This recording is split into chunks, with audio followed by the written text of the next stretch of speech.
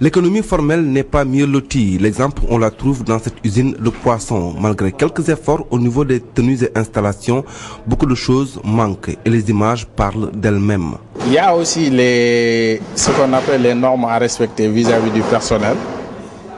Vis-à-vis du personnel, on doit respecter d'abord les critères de recrutement, c'est-à-dire faire les visites médicales correctement avant de recruter le personnel, pour respecter les normes de qualité.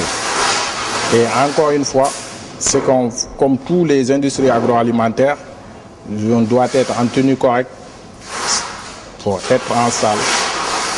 Être en tenue correcte, ça veut dire quoi? Avant de manipuler le poisson, être en blouse, en bottes et en équipement complet. Bon, pour l'installation, tout est sécurisé. Parce qu'il y a des systèmes d'alerte et tout, avec des extincteurs partout dans l'usine. Donc on peut dire que pour la sécurité des installations, tout est OK. Je vous dis, au Sénégal, il n'y a pas d'un employé qui est sécurisé ici. 80% des employés sénégalais ne sont pas sécurisés. En fait, on dit que c'est l'État qui n'a pas fait ce qu'il devait faire. Du moment où il laisse les gens faire ce qu'ils veulent, ils recrutent sans des contrats fiables, sans des droits qu'il faut. Tu n'espères pas avoir la caisse de sécurité sociale, ni l'IPRES, ni l'IPM, ni rien. Donc on n'est pas sécurisé. Et on n'y peut rien. Pourtant, la loi ne fait aucune différence entre le formel et l'informel. Mais les obstacles majeurs auxquels l'autorité fait face sont les déficits en ressources financières et humaines. Au niveau de la législation au Sénégal, en fait, par rapport à la prévention des risques professionnels, on ne fait pas de distinguo. La loi ne fait pas de distinguo entre l'économie structurée et l'économie informelle. Le problème qu'on a aujourd'hui, c'est qu'on a un problème de moyens. Aussi, parce que l'administration du travail d'une manière générale, qui est constituée par le ministère du Travail et les inspections régionales du travail, et la Caisse de sécurité sociale et l'IPRES ou autres, manquent criardement d'effectifs dans le secteur du contrôle. Donc on ne peut même pas, on n'arrive même pas à contrôler les entreprises formelles, à plus forte raison maintenant, la planète informelle. Et on sait effectivement que les bombes aujourd'hui des risques professionnels se trouvent dans ce secteur informel. Aussi, bon nombre d'entreprises ignorent à tort ou à raison la réglementation. Peu de moyens sont consacrés à la protection et les travailleurs sont quasiment pas sensibilisés sur ces questions. Dans la grande majorité, les entreprises au Sénégal ne font pas beaucoup de prévention. Parce qu'aujourd'hui, quand les entreprises sont en difficulté, souvent ils négligent le côté prévention. C'est ça en fait le problème, c'est qu'ils ne prennent pas la mesure, l'importance que requiert la prévention dans le cadre d'une industrie.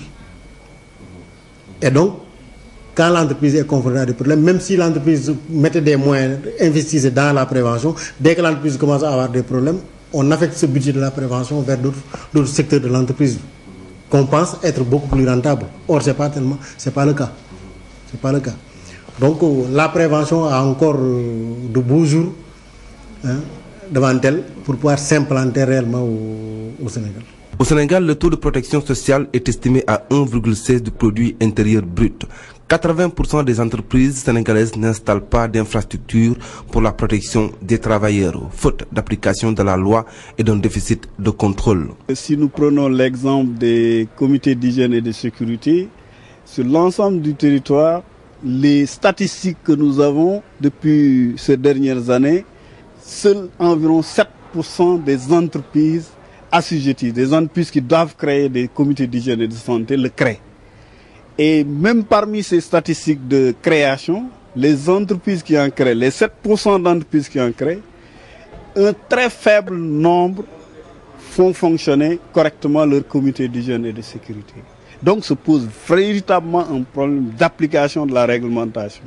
Et sur ce point, nous interpellons le ministère du Travail. Parce que c'est le ministère du Travail, par ses démembrements, les inspecteurs du travail et les contrôleurs du travail qui doivent veiller à ce que non seulement toutes les entreprises assujetties dans le territoire du Sénégal appliquent cette réglementation et installent des comités de santé et sécurité, mais en plus que ces comités de santé et sécurité fonctionnent normalement comme le prévoit la loi. Et à ce niveau, il y a énormément de choses à faire pour faire appliquer la réglementation par les autorités légalement dédiées à cette tâche que sont les inspecteurs et les contrôleurs du travail. Aujourd'hui, seuls 12% de la population bénéficie de la protection sociale. La grande majorité constitue l'exclu du système. Pour renverser cette tendance, il faut avant tout régler certains dysfonctionnements de notre système national de protection sociale. Il faut partir donc d'un chiffre qui est pathétique. Quand on vous dit que 7 Sénégalais sur 10 ne sont pas protégés, n'ont pas une protection sociale, n'ont pas accès à des services que tout individu, que tout humain devrait pouvoir avoir accès. Ça veut dire quoi? Ça veut dire que nous avons un système qui aujourd'hui laisse au bord de la route certaines personnes qui devaient y être comme nous tous. C'est la raison pour laquelle on parle aujourd'hui d'un élargissement ou bien d'une extension de la couverture de la protection sociale pour permettre à ce que nous tous, que nous puissions avoir accès à ces services-là. Aujourd'hui, quand vous regardez les travailleurs, ils ont une protection sociale parce qu'ils cotisent au niveau de la caisse de sécurité sociale où il y a des prestations qui leur sont offertes. Au niveau de l'IPRES, il y a la retraite qui y est. Mais quand vous regardez les paysans, vous regardez les travailleurs des structures indépendantes, vous voyez les travailleurs des secteurs non structurés, la plupart de ces personnes ne sont pas du tout couvertes par une bonne politique de protection sociale. Une aberration existe dans notre système, c'est l'anomalie sénégalaise. Nous sommes le seul pays au monde où les deux institutions sont séparées, la Caisse de sécurité sociale et l'IPRES. D'abord, mutualisons ces efforts pour essayer de faire quelque chose. Ça, c'est la première chose. La deuxième chose, c'est que nous avons énormément de pistes où nous pouvons chercher de l'argent. Je donnerai l'exemple tout simplement. Ce n'est pas parce que je ne fume pas, mais je parlerai de la cigarette. Prenons l'exemple. C'est un problème de santé publique.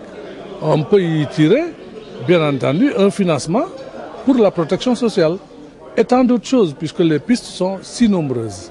Mais avant de faire cela, il faudrait d'abord qu'on mutualise nos efforts, qu'on soit ensemble dans une structure qui va regrouper l'ensemble des Sénégalais avec un système de numérotation où, par exemple, vous naissez avec un numéro de matricule, vous mourrez avec un numéro de matricule. Tel n'est pas le cas aujourd'hui. Vous avez plusieurs numéros dans deux institutions. Ça n'a pas de sens. D'après le Bureau international du travail, 250 millions d'accidents de travail sont recensés chaque année, dont 335 000 mortels. Les cas de maladies professionnelles sont estimés à 160 millions dans le monde. Au Sénégal, des données parcellaires font état d'une moyenne de 2000 cas d'accidents de travail déclarés annuellement. Les charges de réparation se chiffrent à 300 millions. Les secteurs les plus accidentogènes restent les bâtiments et travaux publics et la chimie, entre autres.